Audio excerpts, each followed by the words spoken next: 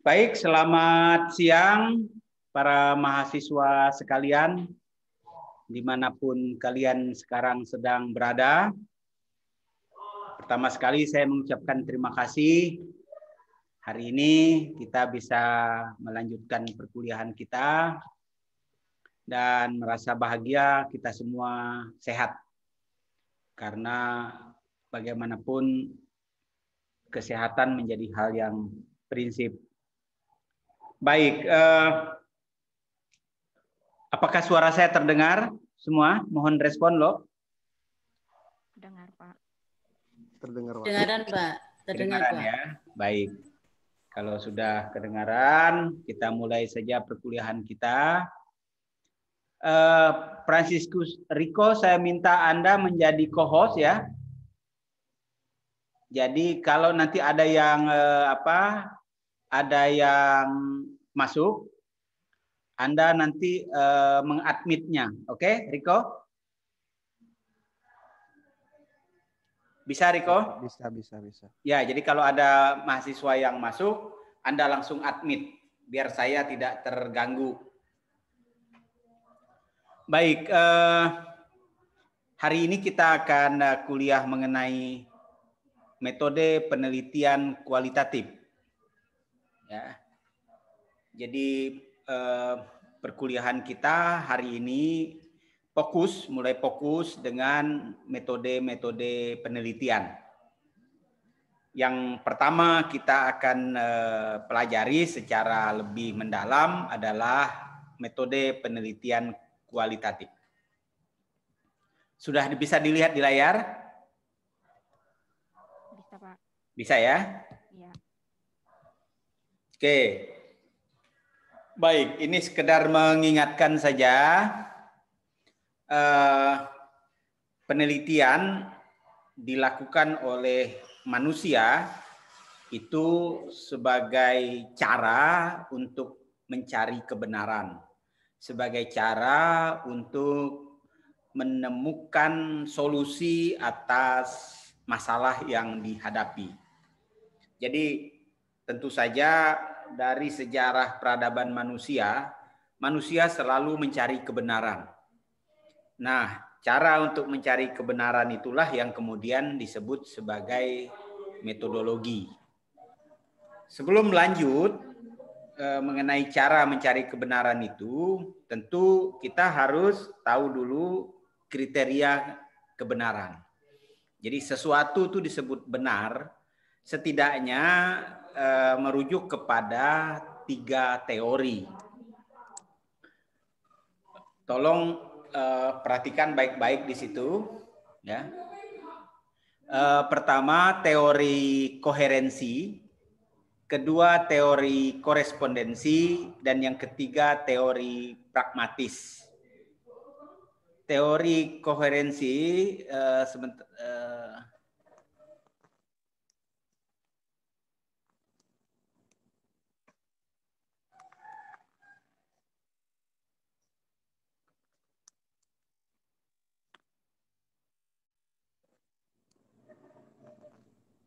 teori koherensi itu artinya sesuatu itu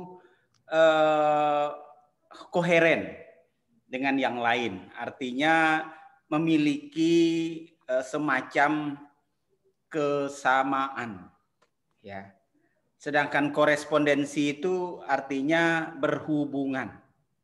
Jadi segala sesuatu itu berhubungan satu dengan yang lain. Sedangkan yang pragmatis itu biasanya ya menggunakan prinsip-prinsip yang pragmatis, yang tidak terlalu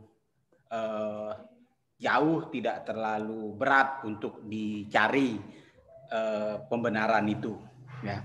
Nanti kita diskusikan lebih jauh. Nah, dalam sebuah penelitian kita mengenal apa yang disebut paradigma. Paradigma itu adalah cara pandang. Jadi ketika melakukan sebuah penelitian, kita memegang satu paradigma. Pertama disebut positivisme. Positivisme itu artinya segala sesuatu itu memiliki hubungan sebab akibat, ya, dan dia harus didukung dengan data, ya. Jadi dalam hal ini penggunaan data menjadi hal yang prinsip ketika kita bicara mengenai paradigma positivisme. Yang kedua adalah post-positivisme. Post-positivisme ini artinya sudah melampaui positivisme. Jadi bertanya ulang. Jadi paradigma post-positivisme itu bertanya kembali mengenai segala sesuatu yang sudah diyakini kebenarannya, ya. Apakah memang begitu, ya.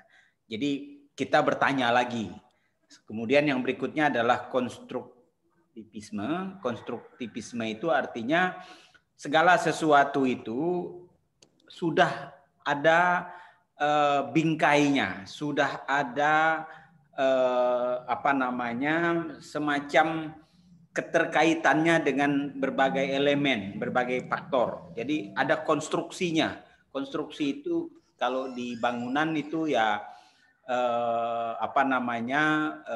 mulai dari arsiteknya, gambarnya, ya, bahan-bahan yang dipakai, modelnya dan segala macam. Jadi sudah jelas, ya, konstruksinya itu sudah jelas. Lalu yang keempat yaitu critical analysis. Critical analysis itu artinya dalam hal ini kita selalu mengkritisi setiap analisis atau uraian atau pembedahan terhadap berbagai persoalan itu. Jadi check and recheck seperti itu. Ya. Nah, apa itu penelitian? Sebetulnya bicara penelitian, kita sebetulnya tidak berada pada ruang kosong. Jadi kita melakukan penelitian itu sebetulnya kita menggunakan apa yang sebelumnya telah orang simpulkan, apa yang sebelumnya telah orang katakan. Nah, sesuatu yang telah orang katakan sebelumnya itulah yang disebut teori. Jadi sejarah peradaban manusia sejak zaman Aristoteles hingga hari ini yang sudah ribuan tahun itu pola sesuatu itu dari ribuan tahun hingga hari ini sebetulnya memiliki benang merah. Nah, benang merahnya itulah teori, ya, dan kemudian tentu saja didukung oleh data. Jadi segala sesuatu yang terjadi pada zaman dulu itu yang telah dinyatakan sebagai sebuah teori itu dipakai, lalu kemudian untuk membuat analisisnya kita gunakan data yang kita kumpulkan sekarang, sambungkan dengan apa yang sudah orang katakan sebelumnya itu. Jadi bicara mengenai teori itu adalah penjelasan terhadap suatu gejala. Jadi ada orang kelihatan pintar sekali ngomong. Kalau Anda melihat di televisi atau dalam dialog-dialog kelihatan pintar sekali dia ngomong. Kepintarannya itu sebetulnya karena yang bersangkutan membaca banyak buku, membaca banyak teori, sehingga berbagai gejala yang ada di dalam masyarakat itu langsung dikonekkan dengan teori yang pernah dia baca itu.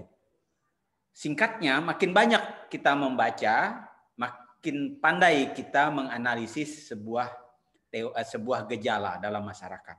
Ya, kelihatan orang yang banyak membaca dengan orang yang malas membaca. Kalau orang yang malas membaca hanya nyaring bunyinya saja, ya, makanya ada tong nyaring bunyinya katanya, ya, karena orang jarang membaca tuh hanya menggunakan kekuatan bicara saja. Sedangkan orang yang menguasai ilmu pengetahuan, yang menguasai teori, karena dia udah tahu bahwa ini bisa dijelaskan dengan teori-teori ini, maka dia cenderung tidak terlalu memaksakan kehendak. Ya, perbedaannya di situ. Ya. Nah, lalu teori sudah ada. Gejala yang terjadi dalam masyarakat dari menit ke menit ada. Tapi muncul pertanyaan, mengapa kita harus melakukan penelitian lagi kalau demikian? Ya. Tentu saja alasannya macam-macam, tapi kalau diinventarisir alasannya itu pertama karena tidak mengetahui. Ya. Lalu yang kedua ingin mengetahui. Yang ketiga kurang mengetahui. Yang keempat punya pengetahuan tentang hal itu, tetapi macam-macam sebabnya. Antara lain mungkin tetapi dia merasa masih perlu mengupdate pengetahuannya itu. Ya, jadi kira-kira ada 4 hal itu yang mendorong orang mengapa harus melakukan penelitian. Ya, nanti kita eksplor lebih jauh. Nah, kalau kemudian kita lihat dalam sebuah model berpikir atau alur penelitian, maka alur penelitian itu simple, ya. Teori, data, teori, data. Jadi dia mutar di situ aja. Ya, teori, data. Jadi dari data menuju teori, di situ ada cara-cara induktif, naturalistik, kualitatif. Hasilnya sifat pemahaman, ya, pedoman wawancara dan informan. Itu dari data ke teori. Terus dari teori ke data, deduktif, positivisme, kuantitatif. Hasilnya berupa angka penjelasan. Model penelitiannya dengan pertanyaan atau kuis yang diberikan kepada responden. Jadi dari teori kita kemudian mencari data, ya, untuk mendukungnya, dan mencari data itu bisa dengan pertanyaan atau kuis, ya, bisa dengan pedoman wawancara, dan kalau pedoman wawancara maksud kita dengan para informan. Kalau dengan melakukan kuesioner, maka kita dengan para responden. Seperti itu, ya. Nah, jika kemudian kita ingin melihat dalam proses yang lebih rigid, yang lebih detail, sebuah penelitian itu seperti siksa, ya. Teori, lalu kemudian teori itu dipakai untuk melihat sebuah gejala, kita menghasilkan konsep di situ, ya. Lalu kemudian dari konsep itu tentu tidak satu jenis konsep itu, ada bermacam-macam, dan keberagamannya itu disebut variabel. Ada variabel terikat, ada variabel bebas, ya. Setiap variabel itu ada indikatornya, ya, ada sesuatu yang dijadikan alat untuk mengukurnya, dan yang ada indikator itu adalah data. Jadi seperti itu modelnya, ya. Mungkin masih belum bisa dipahami, tapi kita nanti akan berdiskusi lebih jauh, ya. Nah, sekedar contoh, misalnya bicara tentang kemiskinan. Kita bicara teori kemiskinan.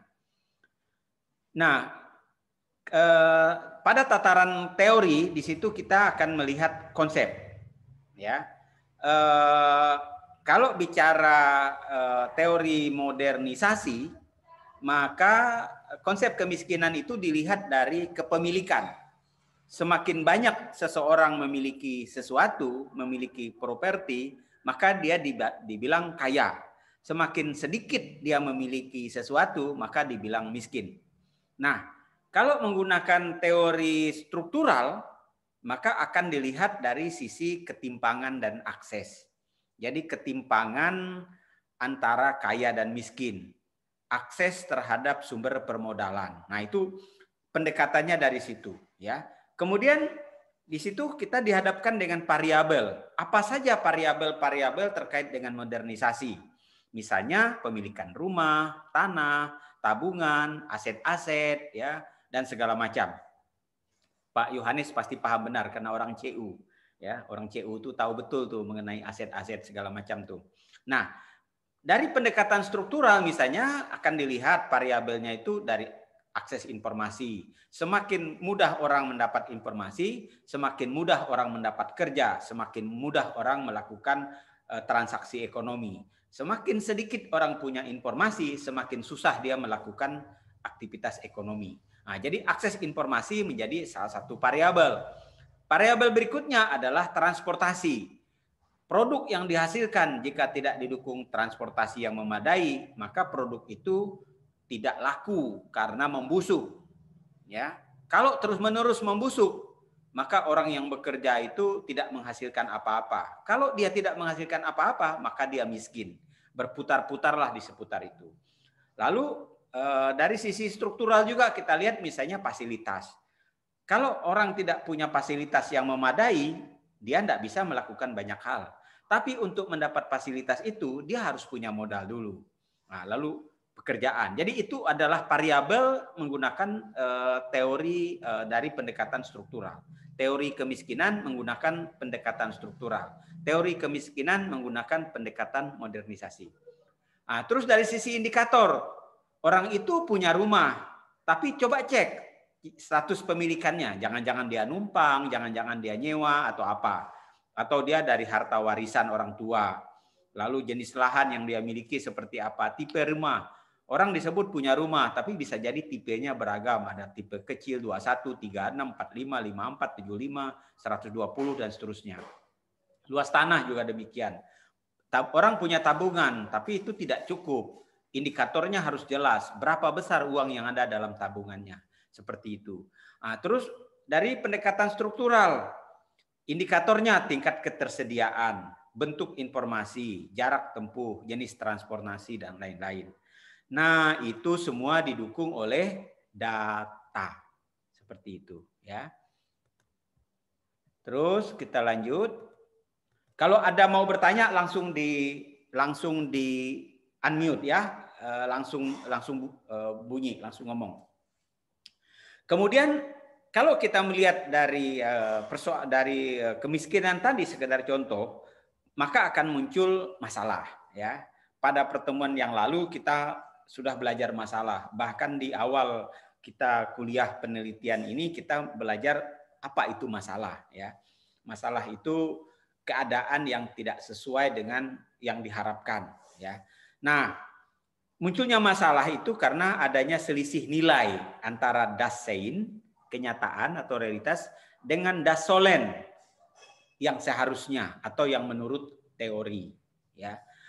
Munculnya masalah sebagai kalangan intelek atau terpelajar kita ini seharusnya menyampaikan aspirasi itu dengan santun dan elegan. Tetapi dalam prakteknya, dalam kenyataannya justru menempuh cara-cara yang anarkis. Nah, kita sekarang tiap hari sekarang ada demo Omnibus Law ya.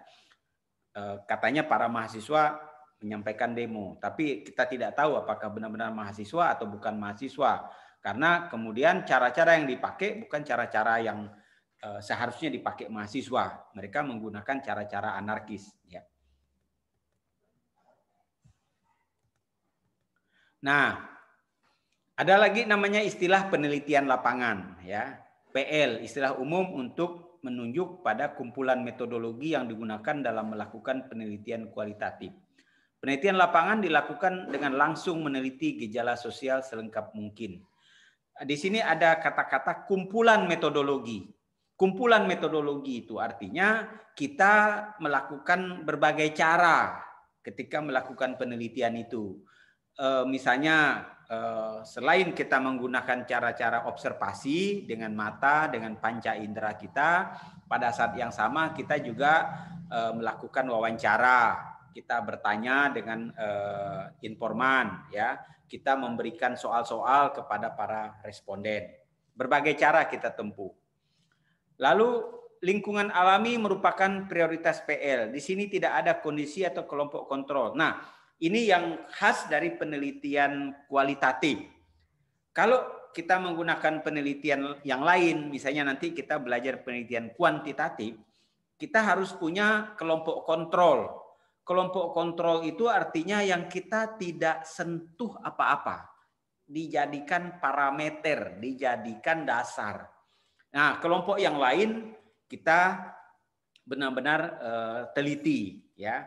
Kalau misalnya meneliti tentang perladangan, ada kelompok kontrol. Kelompok kontrol itu ketika dia melakukan setiap tahapan perladangan itu, kita di situ hanya memotret saja. Sementara di kelompok yang kita teliti, kita betul-betul membuat pengumpulan data secara detail betul. Nanti kita buat perbandingan dari situ, ya. Namun kalau dalam penelitian kualitatif kita tidak perlu ada kelompok kontrol. Jadi kalau meneliti perladangan misalnya, proses perladangan, ya kita teliti saja di satu tempat secara berketerusan mulai dari tahap 1 sampai pemanenan, sampai padi yang dihasilkan itu masuk dalam dalam dango atau dalam rumah. Ya, dah selesai proses itu selama kira-kira 3 bulan, 4 bulan, ya selama itulah kita buat penelitian. Ya. Namun kalau dalam konteks ilmu sosial, sosiologi, tentu saja yang menjadi objeknya itu adalah fenomena sosial. Fenomena sosial itu satu keadaan yang terjadi di dalam masyarakat. Misalnya kalau tadi bicara kemiskinan, mengapa orang itu miskin? Ada seorang di Amerika, saya lupa namanya, buat satu penelitian terhadap 5 keluarga miskin di Meksiko. Dia menelitinya itu belasan tahun untuk tahu mengapa dia miskin, mengapa keluarga itu miskin. Setiap tahun dikunjungi, diajukan pertanyaan yang sama selama belasan tahun tadi itu. Setelah mengalami titik jenuh, artinya jawaban orangnya sudah tidak lagi berubah-berubah, itu saja, dibuatlah kesimpulan. Ternyata memang orang miskin itu tidak pernah berpikir untuk investasi. Orang miskin itu tidak pernah berpikir untuk menabung. Kalau dia dapat uang yang dia dapat cenderung langsung digunakan untuk kebutuhan konsumsi. Jadi mereka memandang hidup itu untuk makan, tidak untuk membangun satu keadaan yang lebih baik di masa depan. Tidak berpikir hidup itu adalah investasi. Nah, temuan itulah yang kemudian dipakai terutama di kelompok pemberdayaan seperti kami di Credit Union. Kami menggunakan teori itu untuk memberdayakan kelompok-kelompok marginal tadi itu, kelompok-kelompok miskin tadi itu. Bahwa untuk keluar dari garis kemiskinan itu, berdasarkan hasil penelitian yang sudah dilakukan, maka pilihannya adalah orang membuat tabungan, membuat investasi. Kalau tidak, maka selamanya akan miskin. Kira-kira seperti itu, ya. Terus bicara sekarang teknik pengumpulan data. Untuk penelitian kualitatif, teknik pengumpulan data itu pertama menggunakan partisipan observasi.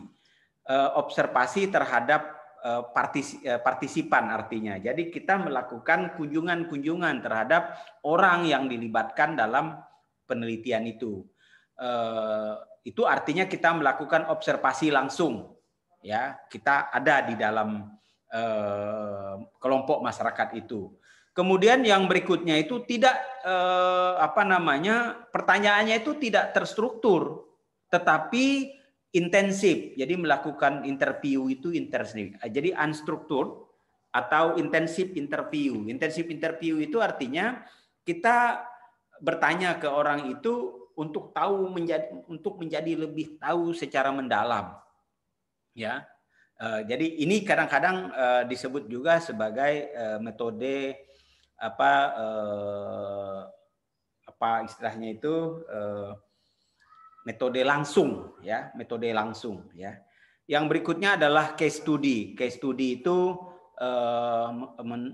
menggunakan studi-studi kasus.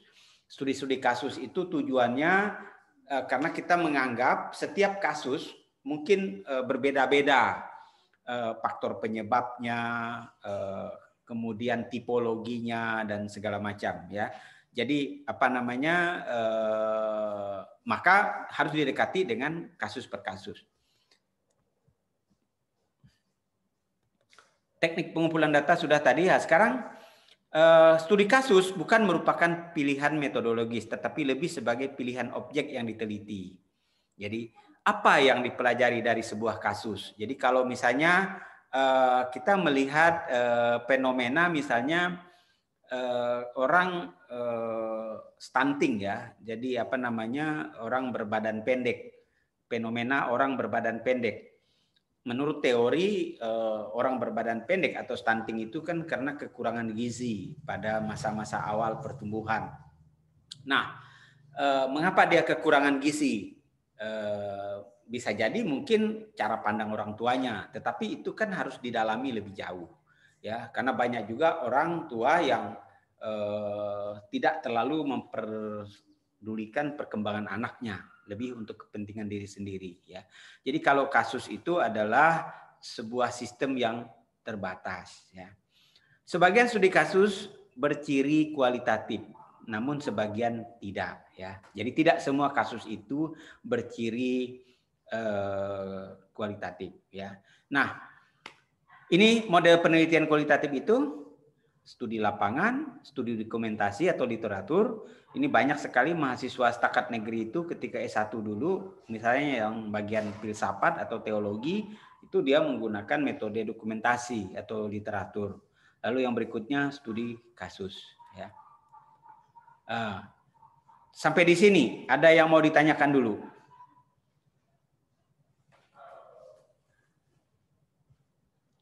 Silakan kalau ada yang mau bertanya. Silakan saya undang. Waktu S1, siapa yang sudah melakukan penelitian kualitatif? Kualitatif, Pak. Ya, silakan. Nah, Vitalis. Kamu menggunakan apa kemarin? Kuantitatif rasaku. Sebenarnya kemarin mau mix kan, tapi dihimbau untuk mengganti kualitatif saja. Oh gitu. Ke kualitatif saja. Oh jadi kualitatif kemarin ya? Kualitatif, Pak. Ya, oke. Ada lagi yang lain. Riko pakai apa kemarin? Saya pakai PTK, Pak. Oh, PTK ya, pendidikan betul. Ya. Oke, PTK. PTK itu cenderung gabungan. Ada lagi yang lain, Ibu Natalia menggunakan pendekatan apa kemarin? Saya penelitian kualitatif. Kualitatif. Lebih ya, studi pustaka. Studi pustaka, oke. Kualitatif itu. Ibu Elizabeth? Saya juga studi pustaka, Pak. Studi pustaka, ya artinya kualitatif juga. Ya, Pak Yohanes mana Pak Yohanes? Pasti Pak Yohanes dah lama itu menelitinya. Saya sih kualitatif karena saya teologi biblis. Oh iya, biblis karena itu memang bagian Anda dulu. Ya, jadi ya umumnya kita memang kalau di apa namanya ilmu humaniora itu kualitatif. Hanya tentu kualitatif ini kan sebutan umum untuk metode penelitian yang datanya itu berupa pernyataan dan dokumen-dokumen ya. Tentu saja yang saya sampaikan tadi sebetulnya lebih menyegarkan kembali mengenai metode kualitatif tersebut. Ya. Apakah kita lanjut lagi dulu? Boleh sedikit, Pak? Ya boleh, silakan. Apakah untuk tesis itu bisa dilakukan atau metodenya itu bisa kualitatif atau tidak? Sangat bisa, Pak. Sangat bisa. Jadi Bapak pun bisa melanjutkan penelitian S1 dulu. Bisa dilanjutkan lagi penelitian S1 dulu. Hanya tentu variabelnya harus dikembangkan ya, ditambah variabelnya. Kalau dulu cuman mungkin skripsi itu rata-rata 1 atau 2 variabel, ya. Sekarang ditambah variabelnya. Ya, paling itu saja. Ya. Saya menyarankan seperti itu biar kedalaman ilmunya itu menjadi lebih baik daripada diganti terlalu jauh, tidak terlalu menguasai persoalan, malah nanti kedalaman ilmunya itu ya tidak terlalu kuat. Maka saran saya, apalagi Pak Yohanes itu kan biblis ya, tinggal ditambah variabelnya saja Pak. Nantilah kita bantu elaborasi bagaimana dari penelitian pada saat skripsi menjadi penelitian untuk tesis, ya. Yang penting cepat selesai, jangan lama-lama. Kuliah tuh jangan lama-lama lah. Ya. Nanti pintar tuh nanti setelah selesai kuliah baru menjadi pintar. Kalau sekarang itu mencari jalan untuk pintar. Ya. Oke, ada lagi yang mau disampaikan? Pak, saya mau tanya, Pak. Ya, silakan. Misalnya ini ya, saya ini kan sudah nyusun kerangka tesis ya, terkait tentang ada kata variabel kan. Misalnya begini, variabel kalimat frase variabel kita adalah panca. Panca itu kan 5. Nah, apakah dalam penelitian itu terhitung 5 atau dia terhitung satu variabel gitu? Satu variabel. Itu masih satu variabel karena dia pada sisi yang sama. Disebut variabel itu kan yang paling gampang memahaminya variasi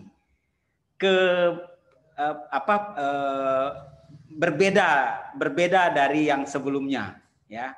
Jadi kalau misalnya contoh kemarin Pak Naben rasaku dia meneliti tentang katekese untuk narapidana di LP di Kapuas Hulu gitu kan. Nah, itu kan baru satu variabel. Nah, bagaimana kalau misalnya selain di Kapuas Hulu dia meneliti juga di Sintang, dia meneliti juga di Melawi kan begitu ya. Jadi nambah gitu loh, nambah tempat lokasinya itu juga bisa, atau mungkin dia melihat lagi dari sisi yang lain. Misalnya narapidana itu kan penyebab dia menjadi narapidana itu macam-macam. Ada yang karena pemerkosaan, ada yang karena pembunuhan, ada yang karena pencurian dan macam-macam gitu. Nah, itu bisa dijadikan variabel. Jadi variabel narapidana yang terlibat dalam pemerkosaan, variabel narapidana yang terlibat di dalam pencurian, variabel narapidana yang terlibat di dalam kegiatan kriminal apa lagi gitu. Nah, itu variabel namanya. Cukup jelas ya? Ada lagi? Yang pasti karena jam kuliah kita ini, kalau di pengalaman saya tempat lain memang metode kualitatif itu satu mata kuliah, 3 SKS. Lalu nanti kuantitatif satu mata kuliah, 3 SKS. Kalau di kita di sini kan satu mata kuliah metodologi penelitian. Semua metodologi penelitian diberikan di situ. Ya, jadi kejar-kejaran akhirnya, ini dikejar, ini dikejar, ini dikejar gitu. Ya, tapi karena memang kurikulum kita sudah memutuskan begitu, ya kita jalankan saja.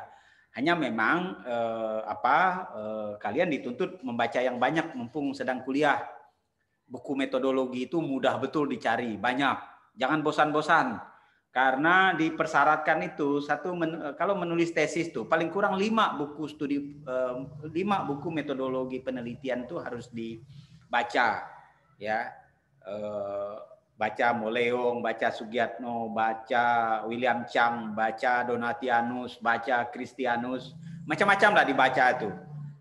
Biar menjadi lebih jelas gitu ya. Seperti itu. Lanjut dulu. Lanjut ya. Oke, jadi saya lanjut lagi. Nah, mengapa kualitatif?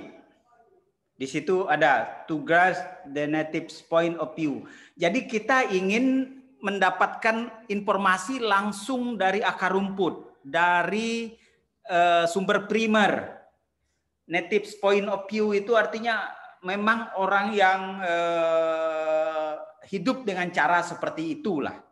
Ya, jadi kalau mau meneliti Dayak Kanayat misalnya, pergilah ke kampung orang Dayak Kanayat. Jangan pergi ke Jawa, ya, pergi ke Jawa bertanya tentang Dayak Kanayat, ya jauh lah biasnya itu. Ya, jadi maksudnya itu kita tuh langsung pergi ke tempat di mana kelompok itu berada. Kita dapatkan apa yang dia katakan dari sumber yang primer itu. Yang kedua dari sisi etik dan emik. Etik itu peneliti, emik itu yang diteliti. Jadi gambaran dari peneliti versus gambaran dari yang diteliti. Saya orang Kanayat, Pak Yohanes orang Kanayat. Kalau kami meneliti orang Kanayat, ada kemungkinan terjadi bias. Ada kemungkinan terjadi subjektivitas, ya.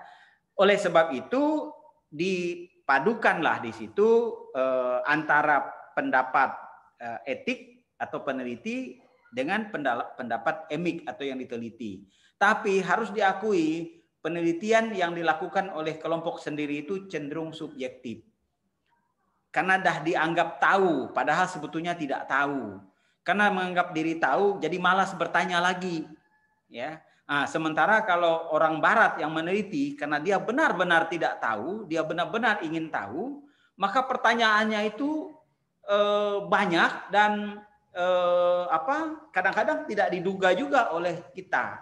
Ya, saya menjadi pandai meneliti itu karena dulu menjadi asisten beberapa profesor dari Amerika.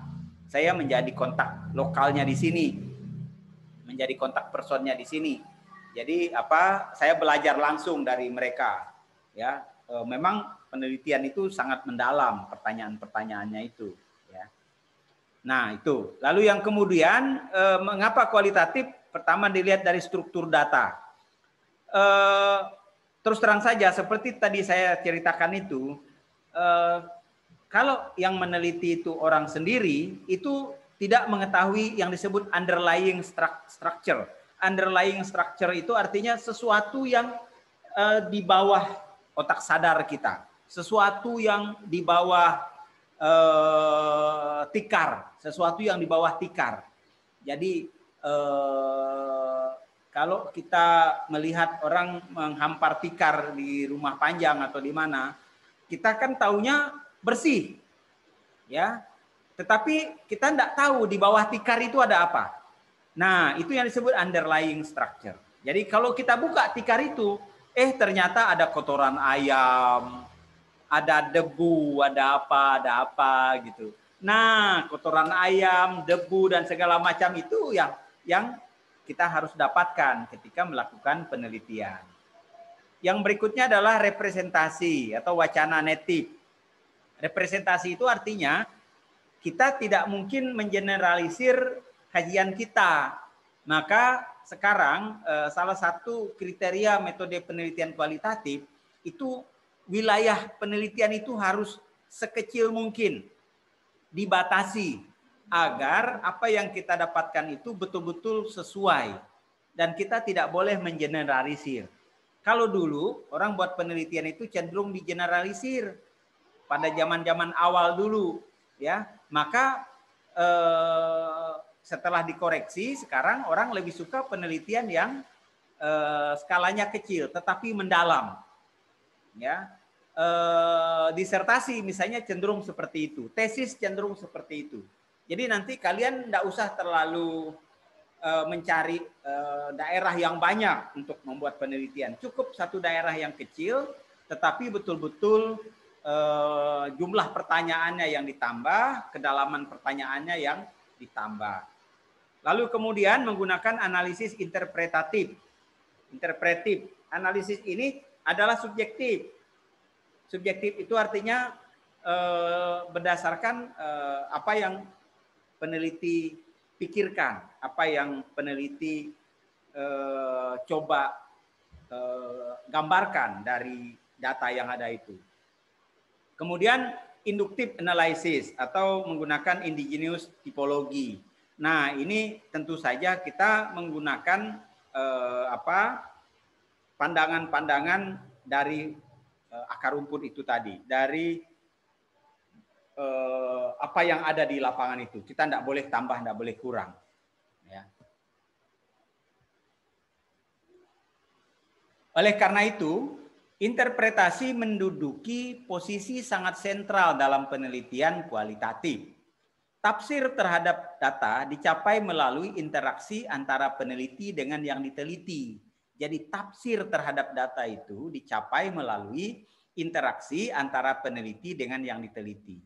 Hanya saja sering terjadi peneliti memaksakan kerangkanya dalam memahami data, bukan berdasarkan pada data itu sendiri atau temuan lapangan. Nah, ini yang harus menjadi catatan. Kita kadang-kadang memaksakan kerangka berpikir kita ketika memahami data. Disitulah kemudian terjadi bias. Disitulah kemudian terjadi distorsi atau sesuatu yang kemudian menjadi perdebatan atau penggugatan. Hasil penelitian kita digugat. Dengan demikian yang harus dilakukan adalah melihat atau memahami bagaimana objek memaknai apa yang dilakukan dan dikatakan. Jadi sebagai peneliti berusaha netral kita coba menghidangkan apa yang orang itu katakan terhadap makna-makna yang mereka kuasai. Adapun teori yang kita pegang itu nanti hanya kita sambungkan dengan mengatakan, oh ini ternyata selaras dengan apa yang dikatakan oleh orang ini. Oh ini ternyata berbeda ya dengan apa yang dikatakan oleh orang ini. Kita cukup bermain begitu saja. Ya. Jadi ketika kita menganalisis data itu, apa yang dikatakan oleh masyarakat itu, kita coba adu dengan pendapat orang sebelumnya.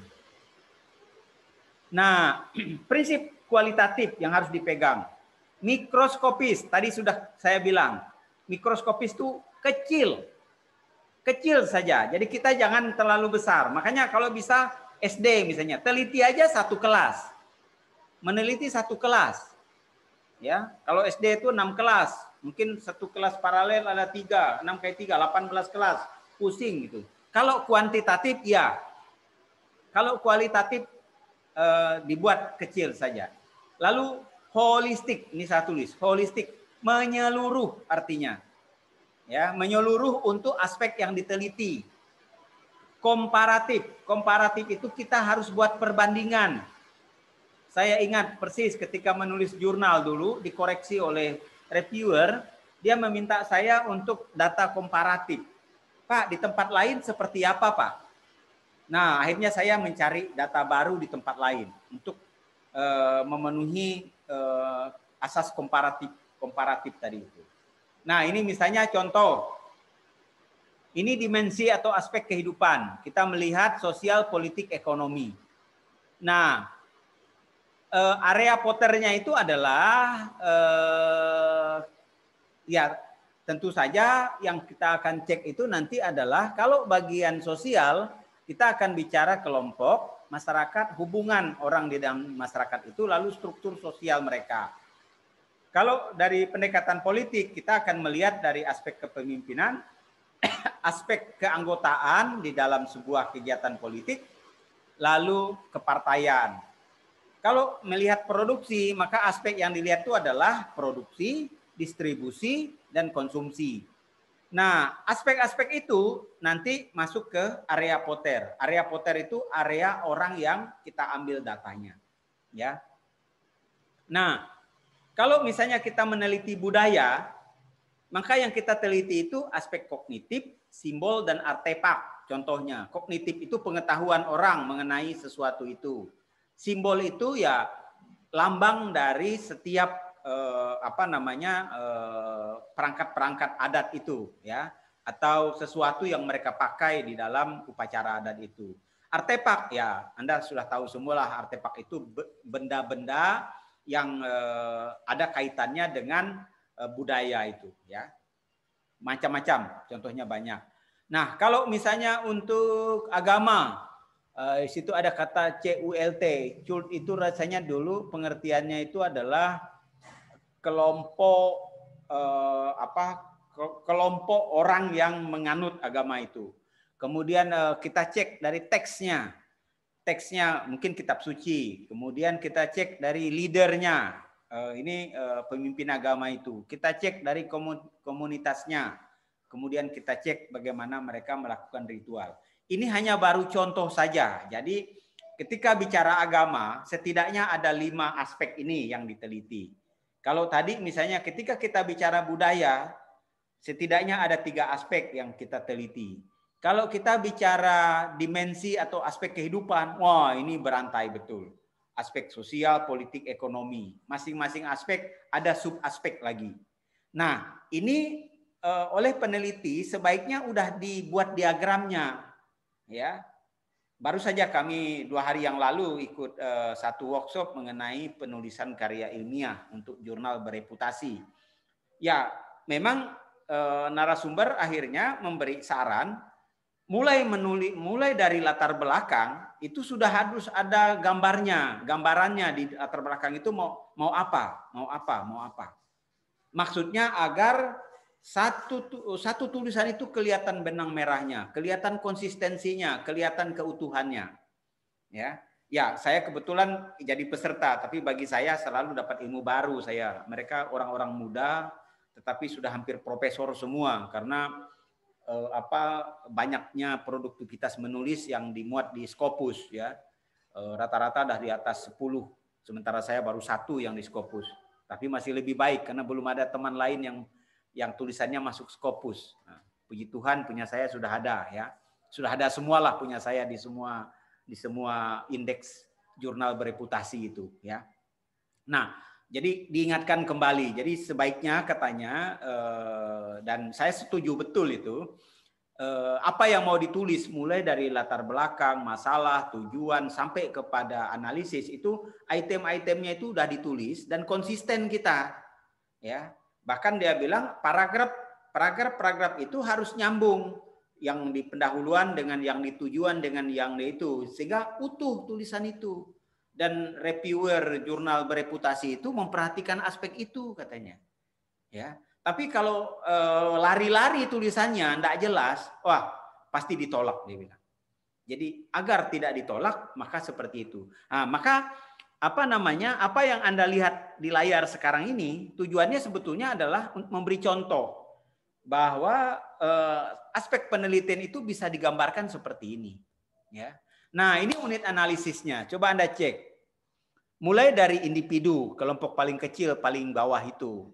Lalu ada keluarga, ada komunitas, ada masyarakat. Jadi sesuatu itu dilihat pertama-tama dari kelompok yang paling kecil, orang yang diwawancarai, keluarga orang yang diwawancarai, komunitas orang yang diwawancarai, dan masyarakat di mana orang yang diwawancarai itu berada. Ya. Nah ini kalau misalnya melihat dari sisi aspek kebijakan, ya. Yang kita coba lihat dari formulasi kebijakan, decision making-nya, implementasi dijalankan bagaimana, kemudian ada tidak evaluasi atau kebijakan, evaluasi atau kinerja, sehingga kita bisa mengatakan kebijakan itu buruk atau seterusnya.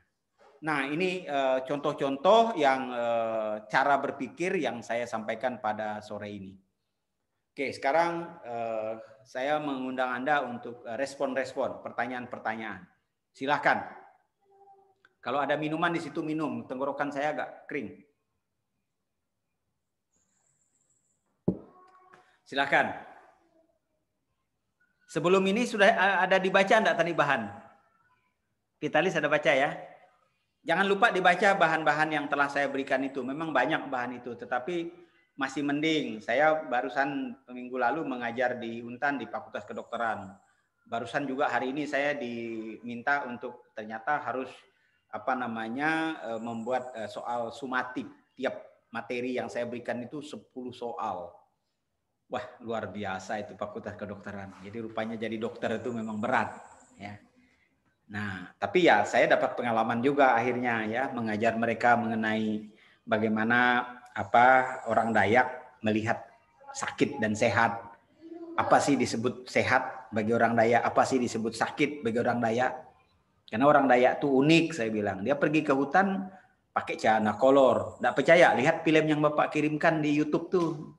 Kan orang-orang pergi ke sawah, ke ladang, berkolor aja. Ya. Kalau orang kota kan sepatunya sepatu khusus ya, Vitalis ya. Wih, keren kalau pergi ke hutan tuh makin keren. Ya, supaya tidak digigit nyamuk. Orang Dayak pergi ke hutan, nyamuk tuh menjadi sahabat dia. Ya, berkawan dia dengan nyamuk. Nah, itu bedanya itu. Nah, itu termasuk yang kualitatif. Kalau nggak salah di bagian awal pertemuan kita bicara apa yang bisa diteliti dari masyarakat masyarakat Dayak, kebudayaan Dayak. Kan banyak ya yang kemarin tuh udah rata-rata menemukan dah tuh.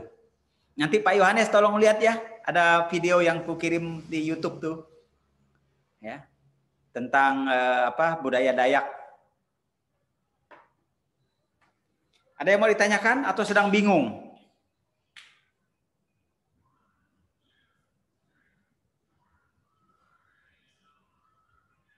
Silakan, jangan berlama-lama. Maklum nih, ruangan kelas nih dibayar mahal nih, Zoom nih.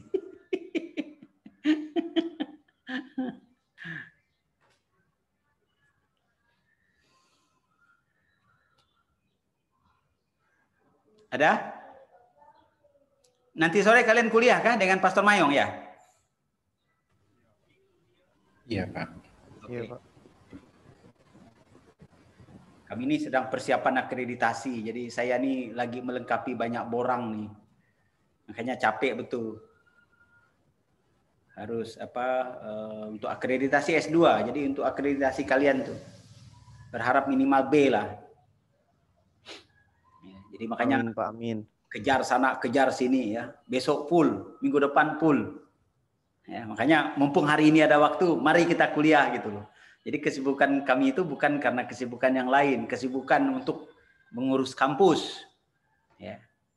Tapi pelayanan kepada mahasiswa tidak boleh kendor. Jangan hanya gara-gara akreditasi lalu kendor pula gitu ya.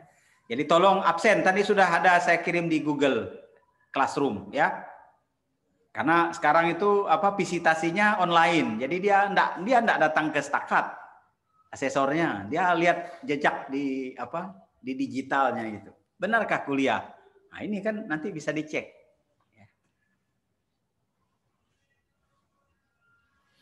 Oke. Kalau enggak ada, daripada berlama-lama saya mau mengakhiri kuliah ini dulu.